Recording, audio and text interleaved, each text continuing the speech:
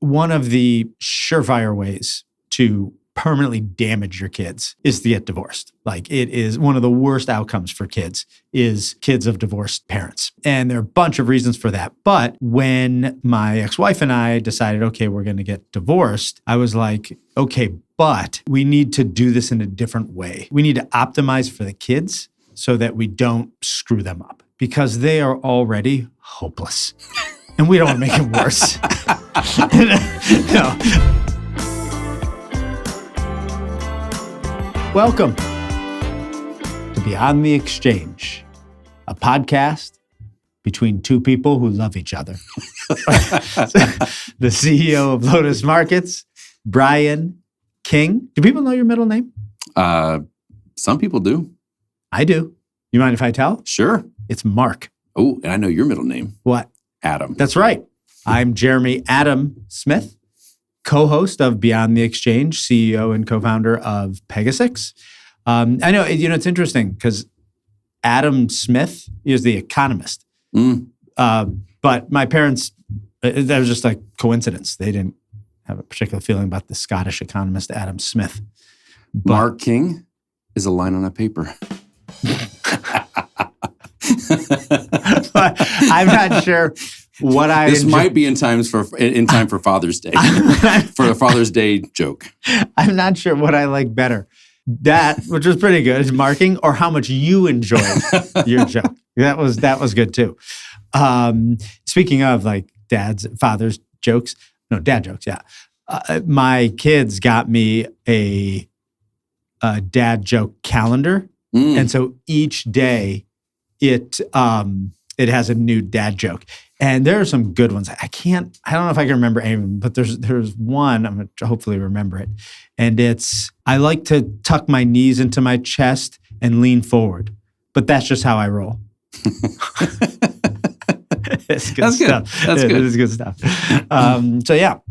All right. So as everybody knows, the way that we kick off Beyond the Exchange when we don't have a guest is we have a random topic generator known as ChatGPT.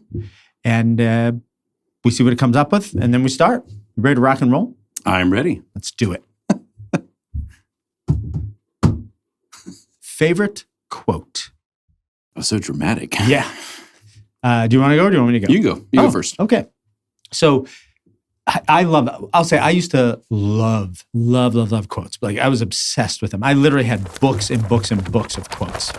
And I've noticed a theme in all of our randomly generated topics are things that you are most passionate about. Well, in fairness, I said, hey, I've created this Google sheet of a bunch of topics. Why don't you contribute some? And then we'll have a list of all these topics. And you've contributed precisely 0. So as a result, we generated a list of random topics that I enjoy. Okay, or at least that I thought of in the moment. So I love quotes. And one of the things that quotes actually taught me is because you may not know this, but I think a lot of myself. and so even growing up, I had lots of ideas. My brain was always going, and I had lots of ideas and insights and pattern recognition that I thought were pretty unique. But then once I started reading quotes, and you read something from somebody from 50 years ago, or 200 years ago, or 2,000 years ago, who says like a similar thing, you're like, oh my gosh, you're like, there's nothing new under the sun, which was also a quote, about how, well, however you might think something's new, it's not. And I was just like, oh my gosh, people have had these thoughts and ideas that I thought were unique for literally hundreds, if not thousands of years. So yeah, but I love quotes because it packs so much in such a small package, right? Like you read a book, like a 400-page book on some philosophy or something, but then some guy just says the heart of that philosophy in like one sentence. And you're like, oh, I get it. Like, I get it. And so I always loved quotes. So one quote, interestingly, one of my favorite quotes, and this was the one I'm about to say, was in my yearbook. I did it as my senior quote. And it wasn't from anyone famous. It was from the camp director. You remember your senior quote? Oh, yeah. Wow, okay. All right. Yeah. I didn't know. realize that was unusual until you're probably right. That probably is unusual. Yeah. But there's a lot of unusual stuff about me. So we can spin off into those topics after we finish our quotes. But it was a gentleman by the name of Bill Lormer, and he was the owner and director of the summer camp that I went to for 12 years.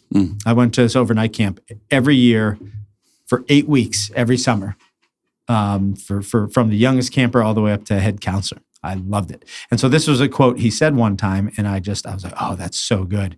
And he was saying it as an insult to somebody, but I really liked it. And so I made it my senior quote, which is, only dead fish go with the flow. Yeah. And I like that one, right? Because it's kind of true. It's, someone who's just kind of mindless and, just doesn't have any kind of original thoughts or what have you, just kind of you go with the flow, right? It's a dead fish. So I always really liked that one. Yeah. And somebody said to me literally yesterday or 2 days ago, they said, they were joking, but they said like, yeah, Jeremy, he always, they didn't say go with the flow, but it was something like that. He just like follows others, leads or whatever. And he laughed. And then he was like, that is probably the most insulting thing that you could say to Jeremy is that he just does what everyone else does. Because nothing could be less true. Just ask my ex-wife. Just don't listen. Don't do things like a normal person. And thus, she's my ex-wife. That's amazing. Yeah. So, what is your favorite quote? I think so. One that I think is kind of funny is there's a Jim Carrey quote that says, "Behind every great man is a woman rolling her eyes."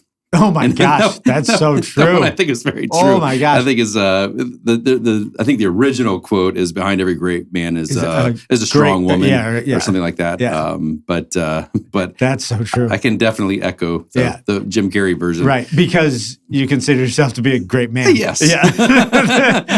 And I often see my wife. Right, if my wife weren't rolling her eyes all the time, then that would be like, maybe I'm not a great man. I haven't achieved all I can. I think on this more serious quote side of things, I like the, I can't remember who said it, but I mean, it's been said a lot, is whether you think you can or you think you can't, you're right. Yeah. Was that Henry Ford?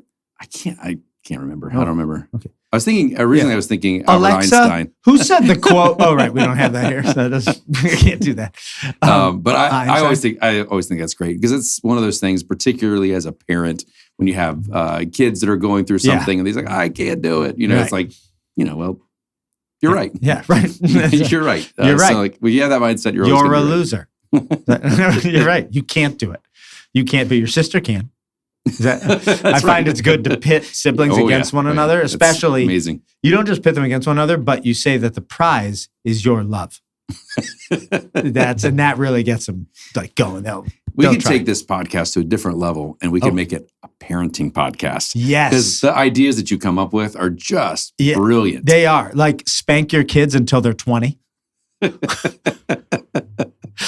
I don't think that's. Oh no, that wasn't one of them. But I do. I have a lot of unique parenting because I'm not a dead fish, and so everything. I always take everything. I can't help it. I don't do it on purpose. I just naturally do it, which is I take everything back to like first principles. Right? I never think of how have things been done, or this is how things have been done. So you just do it, and you don't even think about it. It's just I'm like, okay, what am I trying to achieve here? Okay.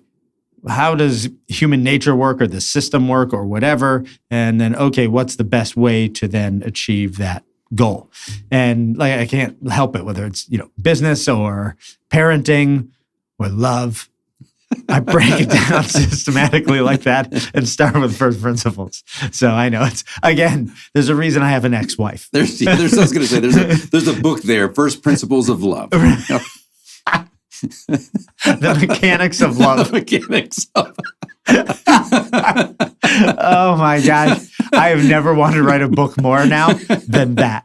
The mechanics of love. I'm gonna think about that one some more.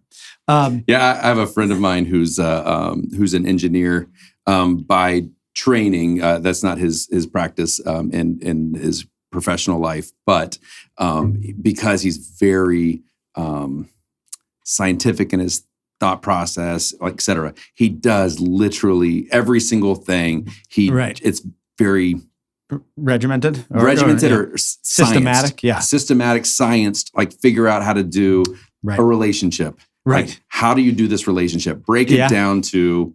Yeah, well, if you think of how I did my divorce, that was like that, right? I don't think you've shared that on this podcast. I think it's worth... Oh my gosh, I think it's worth sharing.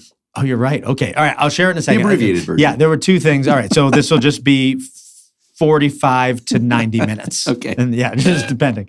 But before I get into that, two quick things about quotes. Looping back to quotes for a second, which is there are a couple of people. It's usually either Yogi Berra, Winston Churchill, or Mark Twain, who they're the three most misattributed, and Abraham Lincoln too, to some extent, are the three most misattributed like quote goers. People say, "Oh, Mark Twain said blah blah," and it was not Mark Twain. Or, "Oh, I thought of another quote I love. I just thought of another quote I love." Is by Teddy Roosevelt, and it said, and the quote is, "Comparison is the thief of joy." Which is so true. And I think like one of the problems like social media and everything, right? Is it's like that's literally what that is. Like you're happy with what you got, you otherwise would be, but then you see, somebody I have a nice car, but that person has a nicer car. And now all of a sudden you're like, well, this sucks. And it's like, well, why? Right. It was great before, but once you compare it's the thief of joy. Teddy Roosevelt, I love that man. Okay. I just want a moment of silence for Teddy Roosevelt. That, but Yogi Berra also has some great quotes. Like I'd say 5 to 6 times a year, I quote Yogi Berra for whatever reason. Like one of the ones that... Like, hey, boo-boo. That's Yogi Berra. Right. That's Yogi. Okay. I was going to say, I think you might be slightly confused. Want to go steal some picnic baskets? That's a pretty good impression. I like it. That's pretty good. But one of my favorite Yogi Berrisms was, "It's so crowded, nobody goes there anymore." Oh. I remember my dad told me that once. We went to a car wash. I was probably like 9 years old. And he was like, He's like, "There's no line today." And he's like, "It's so crowded, nobody goes there anymore. Nobody comes here anymore." And I was like, my little 9-year-old brain was caught in this paradox of like, well, but then what? And I loved it. And yeah, he's had some really good ones. Yeah, that's great. Moment of silence for Yogi Berra. Yeah. I'm sorry. This is going to be very reverent and respectful podcast that we're going to do. All right. So my divorce. So if you haven't heard already, I'm divorced.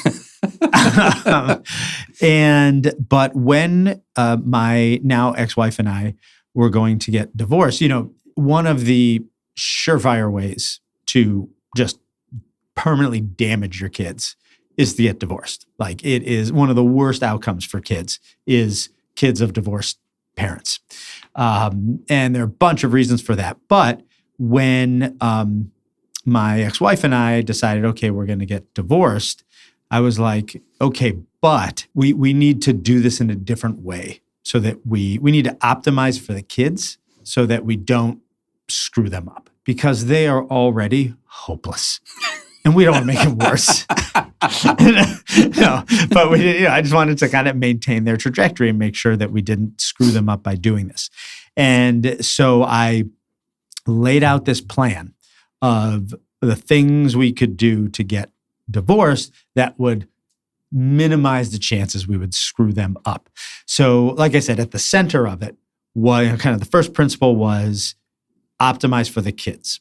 Like it has to work for me and Jenny, my ex-wife, but as long as it works for us, we want to make it optimal for them, even if it's inconvenient for us or not exactly our top choice. The second thing was that we wanted to have everything because one of the things that really screws kids up in general, but especially with divorce, is the instability of it all, right? All kids want is a stable, loving foundation. If they have that, almost everything else will be fine. And so one of the things about divorce is it is so disruptive and chaotic and the future is so uncertain that it just rocks kids to their core. Because again, the one thing they want is a stable foundation, and divorce is anything but, right? Because you decide on Wednesday, we're getting divorced, I can't take this anymore. And, on Saturday, you're telling the kids. And they have a million questions. Well, who are we going to live with? And what's going to be this? And you have zero answers. And that is so damaging to them. And so one of the number of ways that we did this very differently was we said that we were we did get fully divorced before we even told the kids or anybody, right? Because then two things would happen. One, that stability, right? Because when we told them, hey, mom and I are divorced, they were going to have a million questions, because they always do. Well, we were going to have every answer, right? Because we'll have already worked out all the details, settled it, court, done, divorced, over. So we'll have every single answer to any question they could possibly have. So that was one thing. But the second thing was, a lot of times when you get separated and then divorced, during that separation time, the kids are like, oh, maybe mom and dad will get back together. Maybe they will. Maybe, it's possible still. And that is also its own form of uncertainty, right? Versus if you're divorced, that's it. There's no, it's done. And so, so the thing about that is people are like, whoa, gosh, that's just like, wow, that's like a nuclear bomb. And I'm like, well, look, when you tell kids you're getting separated, that's just as much a nuclear bomb. Right. But now then you drop a second bomb later when you're like, okay, now we're really not ever getting back together. We are finally divorced. So the question is, do you want to drop one nuclear bomb or two? Right. And so by getting divorced, everything done, and then telling them, we have the answer to every question, and there's no false hope, of us getting back together. But one of the other things that we did, of the many things, and this is probably the most unusual, and then I'll stop here, is we decided to move out of our existing home, both of us, and build 2 new houses right next door to one another. So my ex-wife and I are next door neighbors. And we did that because, going back to the stability thing, when you get divorced and you live now 12 minutes apart or 28 minutes apart or what have you, schedules have to change. Who takes kids to school this week, or who takes them to after-school activities next week, whatever it might be. But if you live next door to one another, 2 things. One, you don't really have to change any of those schedules, right? So, okay, I take the kids to school every morning. Well, I still can, even if they're not with me, that week. I mean, they're next door. So I can still take them to school every day, right? And Jenny can still pick them up from after-school activities and all of that, because even though they're at my house maybe that week, she's just bringing them back next door and they walk over. So it creates it minimizes any disruption that we would have by building our houses next door to one another. And it's great for the kids too, because during the day, we don't have the strict custody, where it's because during the day they can wander back and forth between the 2 houses. If they want to play with the dogs, they go to her house. If they want to play VR, they come to my house, right? And it's only from dinner on that, okay, this week I have them from dinner on. And I see what next you did. Week you do. Dad's house has the cool toys. I get it. Oh yeah, I get definitely, and not the dogs. Mom has the dogs. That's right. Exactly. Mom has the dogs. I've got the toys. Exactly. It worked out incredibly So all well. that storytelling, that's great. That's fantastic. Really cool. You thought about it. Yes. Yada, yada, yada. But the thing that you didn't talk about was the fact that there was a PowerPoint presentation that was created and the kids were sat down on the floor for story time. Well, we didn't quite say, "Hey kids, it's story time." We have a.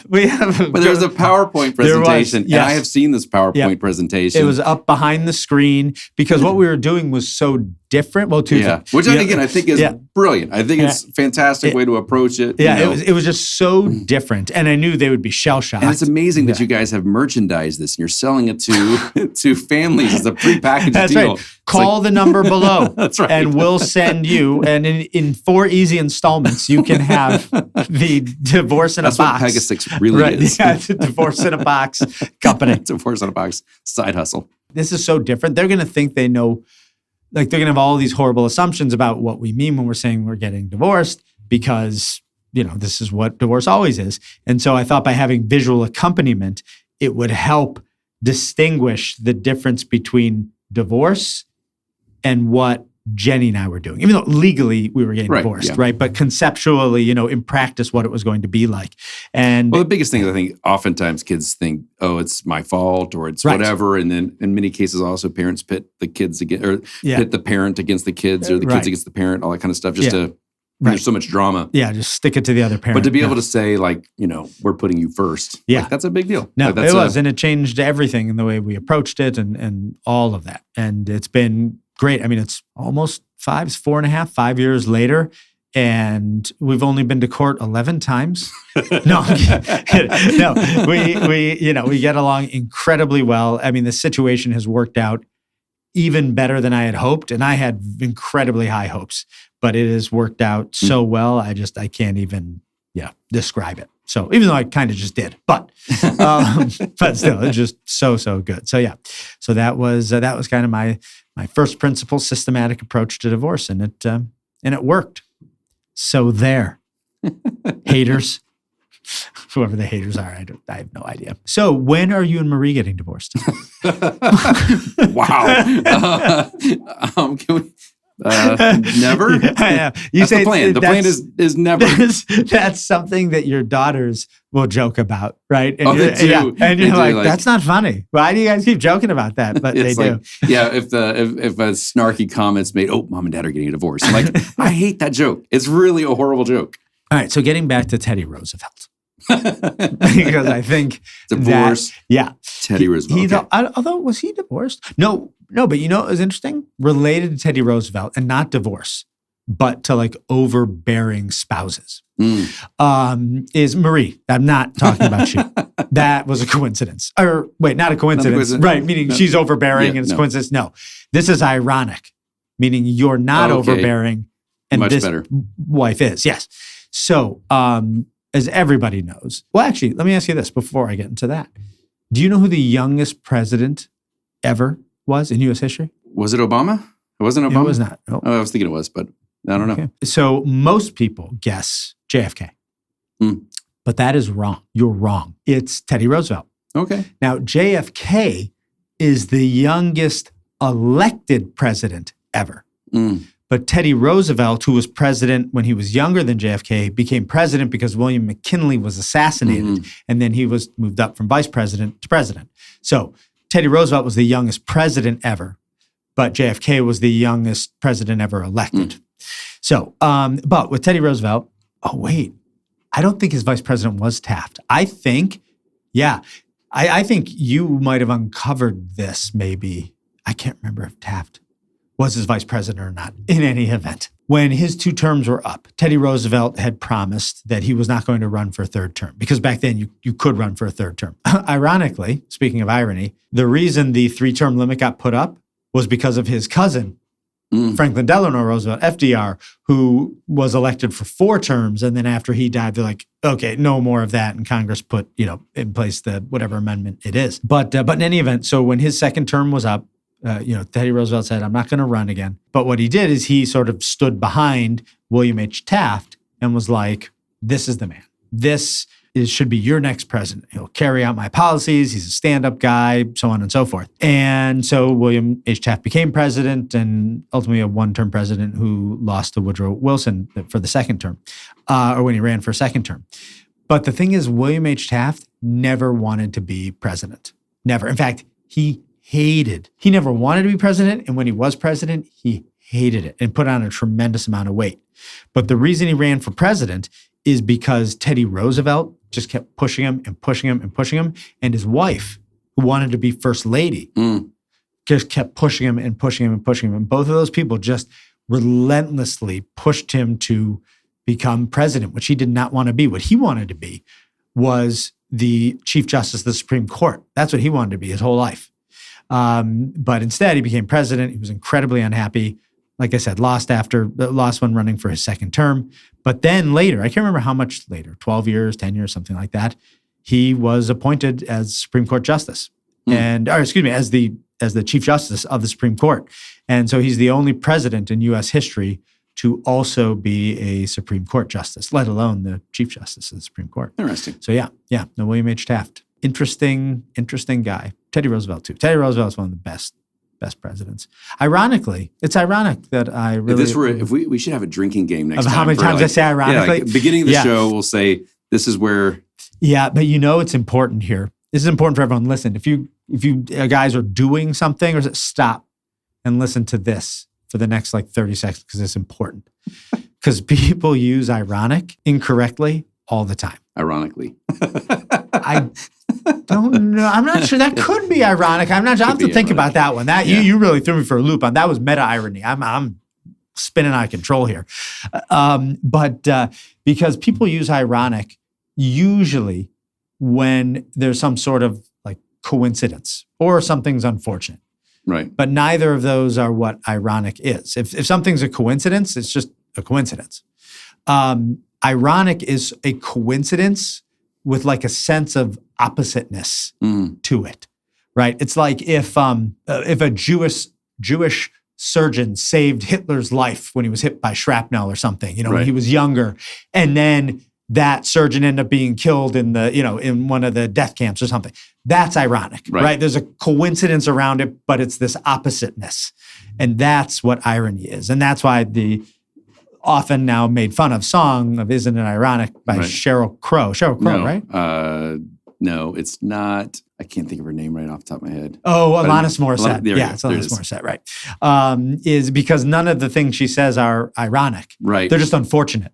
Right. And her song would have been better down. Isn't that unfortunate? Because that's what it is. There's no coincidence to anything. Raining on your wedding day. Now, if you were a rainforest scientist or something like that, right? Or if you were someone who only loved the sun and it rained on your wedding day, that's ironic. Would a free ride when you've already paid be ironic? Again, unfortunate. Just unfortunate. Yeah, that's just unfortunate, right? Because there's no oppositeness. It's just it's a free ride, and then he's like, "Oh no, you paid for it." And he's like, "Oh, it's a free ride." You're like, "Well, that sucks," but there's no coincidence with that, right?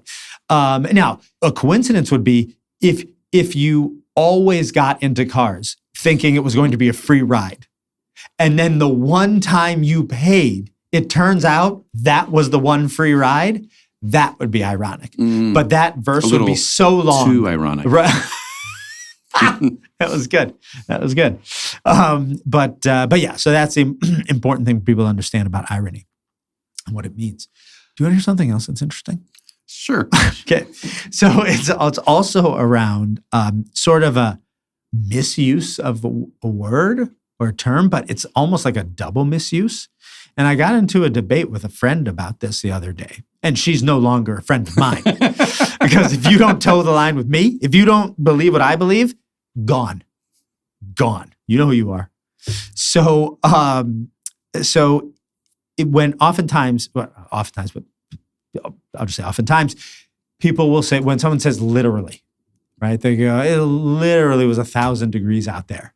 Right. And people go, no, you're using that wrong. It's not literally, it's figuratively, it's 1,000 degrees, but not literally. The person who's correcting the literally person is actually wrong. They're actually wrong. The thing is, the person using the literally doesn't know why the person who's criticizing them about their usage is wrong. So they never fight back, but the critiquer actually is wrong. Because when somebody is saying, it's literally 1,000 degrees out there, they don't mean it's literally 1,000 degrees. Like it's actually 1,000 degrees out there. And that's why the literally critic goes, wait, no. But what that person is actually engaging in is hyperbole, which hyperbole is intentional overstatement, right? Overstatement for an effect.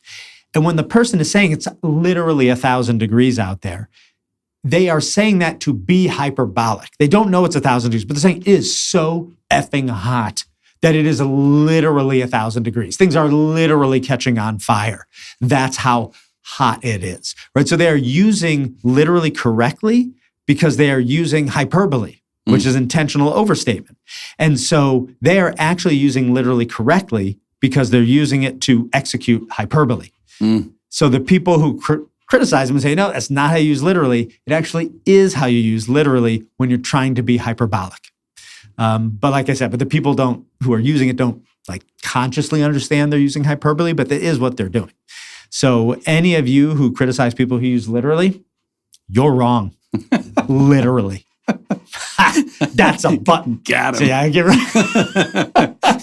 So that's your Jeremy Smith got him of the week. So some of our best friends, that's one of their biggest pet peeves is the use of literally or literally as the what's the TV show? He literally did that. What was that show? Is that on The Office? No, similar to The Office. Parks and Rec. Oh yes, that's Parks what. He literally. Yeah. Yeah. But yeah, so that's one of their biggest like go-to pet peeves. Then you've got to work with Marie for her next time to say it's literally 1,000 degrees or whatever. Have them say that and go. I'll have it queued up on. I'll have it queued up on the. If everyone could direct their eyes to the flat screen TV, I'll just hit play here for about 2 minutes and 19 seconds. I'll create a PowerPoint that's just going to be ready, and it's going to have a video that's going to cut to this, but it's also going to have like a setup. Like I like it. I like it. That's good. That, by the way, everyone is how you win friends and influence people. Right. Rub stuff in their face. And if you can do it in video form, even better. Even better. Yeah. So wait. All right. So. What were we talking about? Right before literally was ironically. Mm-hmm. And why did we talk about irony? Oh, we talked about irony because we were talking about William Taft's wife and Marie. Oof, but that would be irony. Pull that back together. Yeah, okay. That would be irony because Marie is not overbearing, whereas William Taft's wife, who I don't know her name, was overbearing. She's probably dead.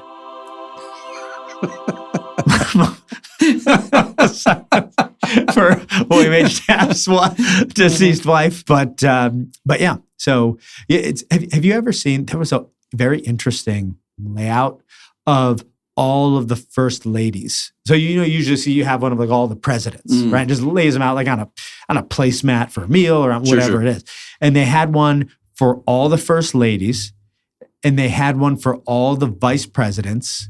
And then I can't remember if they had this or if I wanted them to have it, but for all of the runner-ups, for all of the candidates who lost, that would be cool to kind of see. It's almost like an alternate history sort of view of things, which reminds me, talking about presidents and vice presidents. I think I told you this, but I can't remember. Did I ever tell you about my literally, this was an insight that I had 2 months ago.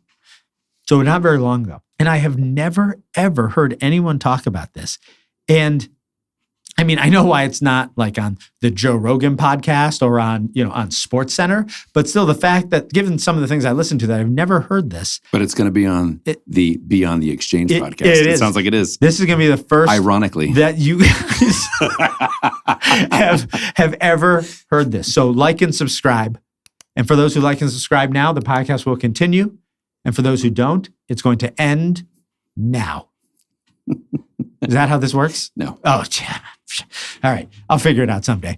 So back in the day, like the first couple of presidencies, the way that the president and the vice president, the way that worked was whoever got the most votes for president was president.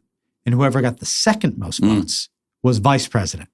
And so you could have this weird dynamic like happened when Thomas Jefferson was voted president and Aaron Burr was vice president, and they hated each other. Right. And that's tough. And honestly, when John Adams was president and Thomas Jefferson was vice president, they came to hate each other.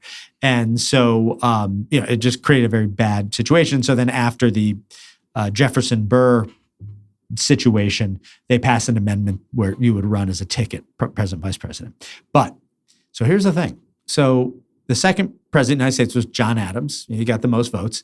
And Thomas Jefferson got the second most. So he was vice president. Then in the next election, the election of 1800, John Adams lost. He got like third place. Aaron Burr got second and Thomas Jefferson got first place. So he was president and Aaron Burr was vice president. Here's the interesting thing. If John Adams would have come in second place instead of his third, he would have been vice president. And so you would have had Adams as president, Jefferson as vice president. And then after the election of 1800, they just would have swapped. and Jefferson would have been the president, and Adams would have been his vice president, which would have been the weirdest dynamic. That would be really bizarre. So bizarre. And it occurred to me when I was on a run 2 months ago, and for whatever reasons, some podcast was talking about John Adams, and it just hit me that, oh my God, if he would have come in second, he and Jefferson just would have swapped places, and that would have been the most bizarre dynamic. No one has ever I've never heard anybody play out that what if, or even like just talk about that. This is a really special moment right now. It is. We're talking about this right now. It is. It's very special and that's why this is our special Valentine's Day episode of Beyond the Exchange on May 26th or whatever today's date is, May 28th. But yeah, that was so weird to think of that could have been, but it wasn't. But it's strange. Nobody's ever talked about it. Don't know why. It is really bizarre. Yeah. Everyone comment in the comment section about why you think no one's talked about this before and why I'm the first one to have this insight. Or if you know of anybody who's had this insight, put it in the comments and like and subscribe. Can they put things in comments if they haven't liked and subscribed? Yes. They probably can. They can. Yeah. Yeah. That's pretty toxic. Have you ever seen YouTube comments? Oh, yeah. Yeah. They're not nice. Not always. No. Our comments are pretty decent. That's true, but they're mostly your mom. So they're going to be, by default, typically nice. Now, she said some nasty things, don't get me wrong, but by and large, it's nice stuff because your mom is the one who's saying it. But we appreciate her participating. There have been a couple of topics that we've had that have generated a lot of comments in the past. I think one of them was talking about the general conversation around going to space, like if that was of right. interest. And yes. I think the other one was like the idea of like going up in the shield and that type of thing. Yes. And like a lot of people thought you were an absolute Looney Tunes for your belief on how you would be able to avoid getting radiation poisoning. No, wait, it wasn't my idea. Some brilliant commenter came with the idea. I said that when they did put people, or not people, just plants or animals, or whatever, in a fully radiation shielded capsule, it was actually worse, right? Because one would get through and then just bounce around forever 1 billion times through them and kill them. And then one commenter had a brilliant idea I never thought of, which is you have the sun-facing side of the ship be the radiation shielded, and then the other side be just regular or glass or whatever. I mean, not regular glass, but just something where it easily passes through. And then that way, the very few that do get through will then just pass through the other side. And I thought that was brilliant. I think the more sciencey the topic, the more people we get the comment. That's weird. So we're not going to I don't think we'll get a whole lot on this one. Maybe not going to. My mom will be there. What's your mom's name again? Sandy. That's right, like Sandy Duncan. Do you remember Sandy Duncan? I do, yeah. Oh, you would, because she was a big theater person. And my mom's, and my mom's full name is Sandra Lee. Oh. Sandra Lee. Really? I like Sandra D. Yeah, that's what in fact, I had gotten it confused because I was thinking, oh, that's just like Grease. Yeah. But that's Sandra D. While we're on the musical theme, yeah, it's close enough. That's, you have to love Grease. That has to be one of your favorite. That's good. Look at you playing it cool. Look at you playing it cool. I know when a Grease song comes on, you start just like a schoolgirl, like, and you're just so excited about it. What's your favorite Grease song? Probably Grease Lightning. I don't know. I don't know all of them by name. Gotcha. I don't either, but I like Summer Lovin'. That was a good one. Yeah, that is a good one. I could see you doing karaoke of Summer Lovin' with you and Mandy. You and no. Mandy is Jeremy's replacement. Yes. Once he decided to leave LODAS. Yeah. God rest his soul. Yeah. Moment of silence. So we are at time. Well, we have so much stuff to talk about. I know. We got everything. I guess we'll wrap up. You got to leave the audience wanting more I want to tell nonsensical conversation. I want to tell them everything. I feel so close to you guys right now. I just want to bare my soul so that you know everything about me. Because if we're going to get married, I think it's important that you all know everything about me. All right. Well, thank you, everybody, for joining us this month on Beyond the Exchange, where we talked about everything from favorite quotes to everybody marrying me. Please join us next month, where we talk about everything from camera lenses to are Martians among us?